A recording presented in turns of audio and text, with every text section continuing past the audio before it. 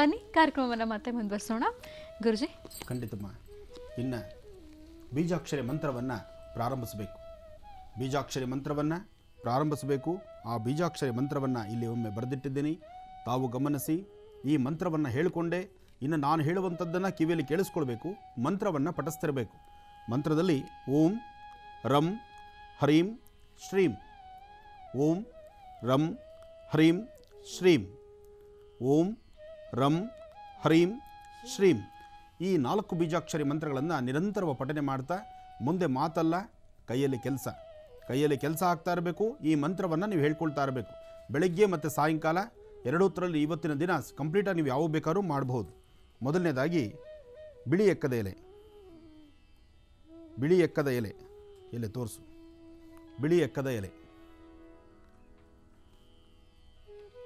ಅದರ ಪಕ್ಕದಲ್ಲಿ ವಿಳೆದೆಲೆ,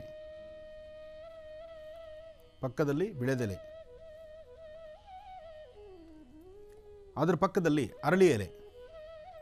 ಬಿಳಿ ಎಕ್ಕ, ವಿಳೆದೆಲೆ, ಅರಳಿ ಎಲೆ, ಈ 3 ಎಲೆಗಳು. ಬಿಳಿ ಎಕ್ಕದಲ್ಲಿ 3 ಎಲೆಗಳಿಗೂ 3 ಹಿಡಿಯಷ್ಟು ಅನ್ನವನ್ನು ತೆಗೆದುಕೋಬೇಕು. ಒಮ್ಮೆ ದೃಷ್ಟಿ ತೆಗೆದುಕೋಬೇಕು, ಅನ್ನವನ್ನು ಅದರ ಮೇಲೆ ಇಡಬೇಕು. ದೃಷ್ಟಿ ತೆಗೆದುಕೊಳ್ಳೋದು, ಅನ್ನವನ್ನು ಅಲ್ಲಿಡೋದು. ಇಡಪ್ಪ.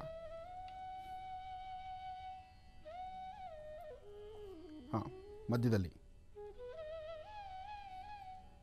ಆ ಕಡೆ 3 ಕಡೆಗೂ ಅನ್ನ ಇಟ್ಟಿದ್ದೀವಿ. ಅನ್ನದ ಮೇಲೆ ಮೊದಲನೇದಾಗಿ ಮೊಸರು ಹಾಕ್ತಕ್ಕಂಥದ್ದು ಸ್ವಲ್ಪ ಮಾತ್ರ. ಮಧ್ಯದಲ್ಲಿ ಜೇನುತುಪ್ಪ 1 ಹನಿ,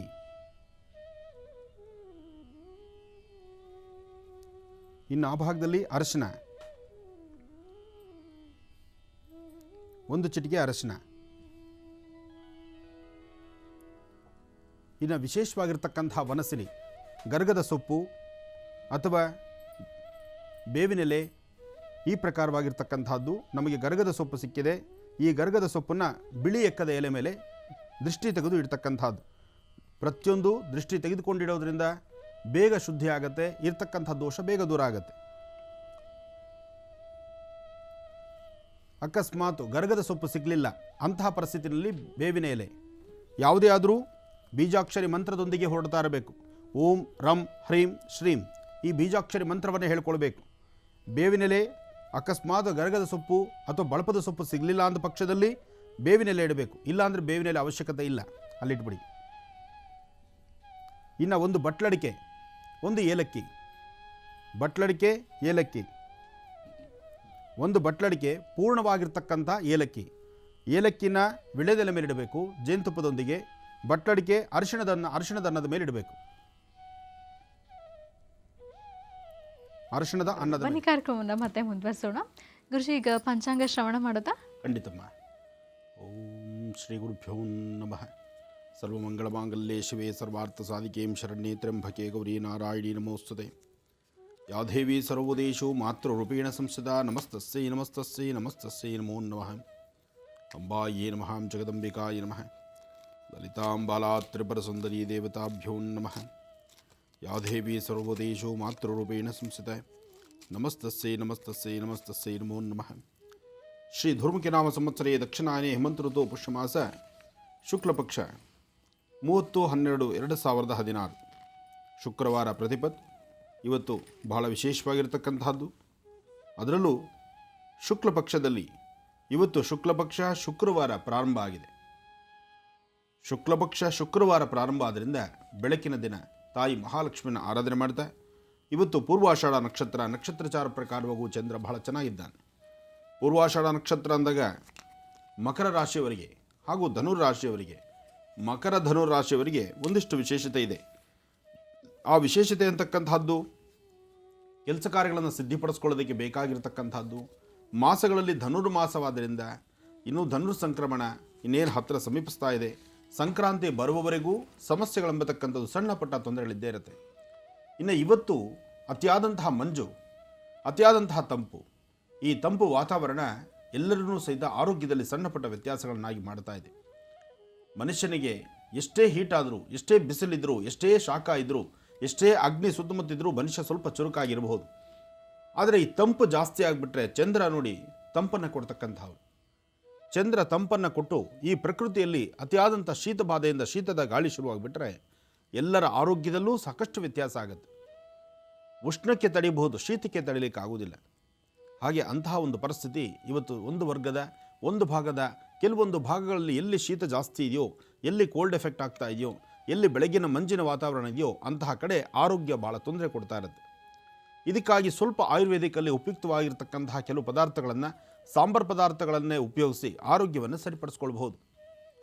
ಭಗವತಿ ಶ್ರೀರಾಜರಾಜೇಶ್ವರಿ ನಮಃ. ಕಾತ್ಯಾಯನಾಯ ವಿದ್ಮಹೇ ಕನ್ಯಾಕುಮಾರಿ ಧೀಮಹಿ ತನ್ನೋ ದುರ್ಗೆ ಪ್ರಚೋದಯಾತ್. ಯಾ ದೇವಿ ಸರ್ವಭೂತೇಷು ಮಾತೃರೂಪೇಣ ಸಂಸ್ಥಿತ. ನಮಸ್ತಸ್ಯೈ ನಮಸ್ತಸ್ಯೈ ನಮಸ್ತಸ್ಯೈ ನಮೋ ನಮಃ. ಗಂಧಧ್ವಾರಾಂಧರಾದರ್ಶಾ ನಿತ್ಯಪುಷ್ಟಾಂಗರೀಷಿಣೀಂ ಈಶ್ವರೀಂ ಸರ್ವದಾ ನಾಂತ್ವಾಮಿಹೋಪತ್ವಯೇ ಶ್ರಿಯಂ. ಸ್ವಾಮೀ ಶರಣಮಯ್ಯಪ್ಪ. ಇವತ್ತಿನಿಂದ ರಾಜ್ಯದಾದ್ಯಂತ ಅಯ್ಯಪ್ಪನ ಸಹಿತ ದರ್ಶನ ಮಾಡಬಹುದು. ಎಲ್ಲಿ? ಚಿತ್ರಮಂದಿರಗಳಲ್ಲಿ ಇವತ್ತು ಓಂಕಾರ ರೂಪ ಅಯ್ಯಪ್ಪ, ಶ್ರೀ ಓಂಕಾರ ರೂಪ ಅಯ್ಯಪ್ಪನ ಇವತ್ತು ರಾಜ್ಯದಾದ್ಯಂತ ಭಕ್ತಿ ಪ್ರಧಾನವಾದಂತಹ ಎಲ್ಲರೂ ಸಹಿತ, ಯಾಕೆಂದರೆ ಆಧ್ಯಾತ್ಮಿಕತೆ, ಧಾರ್ಮಿಕತೆಯಲ್ಲಿ ಶಬರಿಮಲೆ ಸ್ವಾಮಿ ಅಯ್ಯಪ್ಪನ ಭಕ್ತರಿಗೆ ಒಂದು ಸುವರ್ಣಾವಕಾಶ. ಅಯ್ಯಪ್ಪನ ಭಕ್ತರು ಅಯ್ಯಪ್ಪನ ಮಹಿಮೆಯನ್ನು ಹಾಗೂ ಅಯ್ಯಪ್ಪನ ಶಬರಿಮಲೆ ಶ್ರೀ ಧರ್ಮಶಾಸ್ತ್ರನ ವಿಶೇಷವಾಗಿರ್ತಕ್ಕಂಥ ದರ್ಶನವನ್ನು ಮಾಡುವಂಥ ಭಾಗ್ಯ ಇವತ್ತು ಲೋಕಾರ್ಪಣೆ ಆಗ್ತಾ ಇದೆ ಬೆಳಗಿನ ಮುಹೂರ್ತದಲ್ಲೇ. ಇರಲಿ, ವಿಷಯಗಳಿನ್ನೂ ಸಾಕಷ್ಟು ಇದೆ. ರಾಶಿಫಲಗಳತ್ತ ಸ್ವಲ್ಪ ಗಮನ ಹರಿಸೋಣ. ನಮಃ ಸೂರ್ಯಾಯ ಚಂದ್ರಾಯ ಮಂಗಳಾಯ ಬುಧಾಯ ಚ ಗುರು ಶುಕ್ರ ಶನಿಶ್ಚಾರಾಹವೇ ಕೇತವೇ ನಮಃ. ಮೃತ್ಯುಂಜಯಾಯ ರುದ್ರಾಯ ನೀಲಕಂಠಾಯ ಶಂಭವೇ ಅಮೃತೇಶಾಯ ಸರ್ವಾಯ ಮಹಾದೇವಾಯ ತೇ ನಮಃ. ಆದಿತ್ಯಾದಿ ನವಗ್ರಹಗಳ ಪ್ರಾರ್ಥನೆ ಆಯಿತು. ರಾಶಿಫಲಗಳತ್ತ ಗಮನ ಹರಿಸೋಣ. ಮೊದಲನೇದಾಗಿ ಮೇಷರಾಶಿ.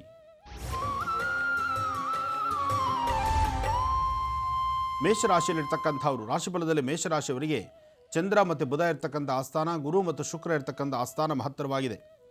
ಇದಕ್ಕಾಗಿ ನಾವು ಮಾಡುವಂತಹ ಕಾಯಕಗಳು, ಕೆಲಸ ಕಾರ್ಯಗಳು ಯಶಸ್ಸಾಗಿ ಸಿದ್ಧಿಪಡಿಸ್ಕೊಳ್ಬೇಕಾದ್ರೆ ಇವತ್ತಿನ ದಿವಸ ನಾವು ಮಾಡಬೇಕಾಗಿರ್ತಕ್ಕಂಥದ್ದು, ಸಾಧ್ಯವಾದರೆ ದೇವಿಯ ಆಸ್ಥಾನಕ್ಕೆ ಹೋಗಿ ಬರ್ತಕ್ಕಂಥದ್ದು, ಅಥವಾ ತಾಯಿ ಹೆಸರಲ್ಲಿ ಒಂದಿಷ್ಟು ಕುಂಕುಮಾರ್ಚನೆ ಮಾಡಿರ್ತಕ್ಕಂಥ ಕುಂಕುಮ ಪ್ರಸಾದವನ್ನು ಹಣೆಗಿಟ್ಕೊಳ್ಳುವಂಥದ್ದು, ಹಾಗೂ ಒಂದಿಷ್ಟು ಬೆಲ್ಲದ ಪುಡಿಯನ್ನು ದಕ್ಷಿಣಾಭಿಮುಖವಾಗಿ ನಿಂತು ದೃಷ್ಟಿ ತೆಗೆದು ಅದನ್ನು ನೀರಲ್ಲಿ ಹಾಕಿ ನಂತರ ಆಚೆ ಬರ್ತಕ್ಕಂಥದ್ದು ಮಾಡೋದ್ರಿಂದ ಮೇಷರಾಶಿಯಲ್ಲಿರ್ತಕ್ಕಂಥವರು ಸ್ವಲ್ಪ ಮಟ್ಟಿಗೆ ಬೆಳಕನ್ನು ಕಾಣಬಹುದು. ಕಾರಣ, ಇವತ್ತು ಆರ್ಥಿಕ ಸಂಕಷ್ಟಗಳು ಎದುರಾಗಬಹುದು, ಮನಸ್ಸಿಗೆ ನೆಮ್ಮದಿ ಇಲ್ಲದಿರ ಇರತಕ್ಕಂಥದ್ದು ಇರಬಹುದು, ಆತಂಕದ ಸನ್ನಿವೇಶ, ಭಯದ ಸನ್ನಿವೇಶ ಎದುರಾಗಿರಬಹುದು, ನೀವು ಮಾಡುವಂತಹ ಕಾಯಕಗಳು ನಿಮಗೇ ಪ್ರಗತಿ ಕಾಣದಂಥ ಪರಿಸ್ಥಿತಿಯಲ್ಲಿ ಇರಬಹುದು. ಇದಕ್ಕಾಗಿ ಇದನ್ನು ಸರಿಪಡಿಸ್ಕೊಳ್ಳೋದಕ್ಕೋಸ್ಕರ ದೇವಿಗೆ, ಅಂದರೆ ದೇವಿನ ಪ್ರಾರ್ಥನೆ ಮಾಡ್ತಕ್ಕಂಥದ್ದು, ತಾಯಿಯ ಬಳಿ ಮೊರೆ ಹೋಗ್ತಕ್ಕಂಥದ್ರಲ್ಲಿ ಖಂಡಿತ ತಪ್ಪಲ್ಲ. ತಾಯಿಯ ಆಶೀರ್ವಾದ ಒಂದು ಸಿಕ್ಕಿದ್ರೆ ಹೆಚ್ಚಿನ ಫಲವನ್ನು ಸಿದ್ಧಿಪಡಿಸ್ಕೊಳ್ಬಹುದು. ಇನ್ನು ವೃಷಭ ರಾಶಿ. ವೃಷಭ ರಾಶಿಯಲ್ಲಿರ್ತಕ್ಕಂಥವರು, ರಾಶಿಫಲದಲ್ಲಿ ವೃಷಭ ರಾಶಿಯವರಿಗೆ ದುರ್ಗಾ ಮತ್ತು ಚಂದ್ರನ್ನ, ದುರ್ಗಾದೇವಿ ಆರಾಧನೆ ಆಗಬೇಕು, ಜೊತೆಗೆ ಚಂದ್ರಗ್ರಹವನ್ನು ಪ್ರಾರ್ಥನೆ ಮಾಡಬೇಕು. ಆಗ ವೃಷಭ ರಾಶಿಯವರು ಒಂದಿಷ್ಟು ಒಳಿತನ್ನು ಕಾಣಬಹುದು. ಏನೇ ಆದರೂ ಮಧ್ಯಾಹ್ನ 12:20 ನಂತರ ನಿಮ್ಮ ಕೆಲಸ ಕಾರ್ಯಗಳಲ್ಲಿ ಒಂದಿಷ್ಟು ಪ್ರಗತಿ ಕಾಣ್ತೀರಿ. 12:20 ನಂತರ ಕಾಣುವಂತಹ ನಿಮ್ಮ ಒಂದು ಭವಿಷ್ಯದಲ್ಲಿರತಕ್ಕಂಥ ಪ್ರಗತಿ ಹೆಚ್ಚೆಚ್ಚು ಫಲವನ್ನು ಸಿದ್ಧಿಸುತ್ತೆ. ಜೊತೆಗೆ ಬರ್ತಕ್ಕಂತಹ ದಿನಗಳಲ್ಲಿ ಹೆಚ್ಚೆಚ್ಚು ಫಲಗಳನ್ನು ಸಿದ್ಧಿಪಡಿಸ್ಕೊಳ್ಳೋದಕ್ಕೋಸ್ಕರ ಇವತ್ತು ನೀವು ಮಾಡಬೇಕಾಗಿರ್ತಕ್ಕಂಥದ್ದು ಬೇವಿನ ವೃಕ್ಷವನ್ನು ಮುಟ್ಟಿ ನಮಸ್ಕಾರ ಮಾಡ್ತಕ್ಕಂಥದ್ದು, ಶಕ್ತಿಯ ಆಲಯದಲ್ಲಿ ರಾಹುಕಾಲದಲ್ಲಿ ದೇವಿಯ ದರ್ಶನ ಮಾಡಿ ಬರೋದ್ರಿಂದ ವೃಷಭ ರಾಶಿಯವರಿಗೆ ಒಂದಿಷ್ಟು ಒಳಿತನ್ನು ಕಾಣ್ತೀರಿ. ಮಾಡುವಂತಹ ವ್ಯಾಪಾರ, ವ್ಯವಹಾರ ಮತ್ತು ಆರ್ಥಿಕ ಪರಿಸ್ಥಿತಿ ಎಲ್ಲದರಲ್ಲೂ ಸ್ವಲ್ಪ ಮಟ್ಟಿಗೆ ಸಂಕಷ್ಟಗಳು ಎದುರಾಗ್ತಾ ಇದೆ. ಅದರಿಂದ ಈ ಎಲ್ಲ ಸಮಸ್ಯೆಗಳನ್ನು, ಸಣ್ಣ ಪುಟ್ಟ ತೊಂದರೆಗಳನ್ನು ದೂರ ಮಾಡ್ಕೊಳ್ಳಿಕ್ಕೋಸ್ಕರ ಮನೆದೇವರ ಪ್ರಾರ್ಥನೆ ಬಹಳ ಮುಖ್ಯವಾಗಿರ್ತಕ್ಕಂಥದ್ದು. ಇನ್ನು ವೃಷಭ ರಾಶಿಯಲ್ಲಿರ್ತಕ್ಕಂಥವರು ಇವತ್ತು ಸಂಧ್ಯಾಕಾಲದಲ್ಲಿ, ಸಾಯಂ ಸಂಧ್ಯಾ, ಇವತ್ತು ಸಂಧ್ಯಾಕಾಲದಲ್ಲಿ ಸ್ವಲ್ಪ ಎಚ್ಚರಿಕೆಯ ನಡೀತಕ್ಕಂಥದ್ದು ಬಹಳಷ್ಟು ಸೂಕ್ಷ್ಮ ಮತ್ತು ಎಚ್ಚರಿಕೆಯನ್ನು ಬೇಕು. ಜೊತೆಗೆ ನಿಮ್ಮ ಆತ್ಮೀಯರು, ಜೊತೆಯಲ್ಲಿರ್ತಕ್ಕಂಥ ಬಂಧುವರ್ಗದಿಂದಲೇ ಸಣ್ಣ ಪುಟ್ಟ ಸಮಸ್ಯೆಗಳನ್ನು ನೋಡ್ತೀರಿ. ವೃಷಭ ರಾಶಿಯವರು ಎಚ್ಚರ ಇರಲಿ. ಇನ್ನು ಮಿಥುನ ರಾಶಿ.